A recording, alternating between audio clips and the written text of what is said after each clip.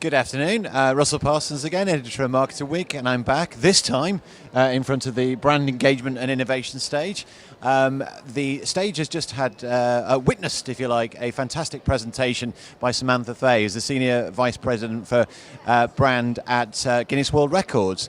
Samantha was talking about content and about how brands can use content to cut through. Samantha, and we hear a lot about world-weary millennials who are cynical about traditional brand advertising, push advertising, indeed just generally cynical about brands. I mean, how can brands kind of counter this innate resistance, if you like? Okay, so I was talking about brands as entertainment. So what can they really do to cut through that clutter? And the fact that although 88% of people think that we should create great content, 60% think that it's just clutter and it's in the way.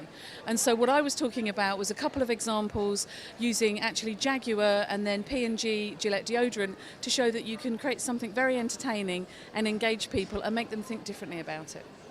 I mean, in terms of Guinness World Records, I mean, you're obviously an iconic brand. I mean, how have you worked with brands in terms of producing content, and how has that gone down, and how has that engaged in a way perhaps that display advertising and some of the other almost old-fashioned techniques now, it almost seems ridiculous to say it, perhaps don't cut through?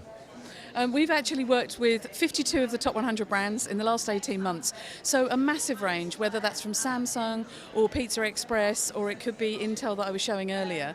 And it's about finding something really different to talk about, wrapping it around with record breaking, and whether that's a movie or some of those old-fashioned print techniques, but building a whole campaign around it and making people really think about it.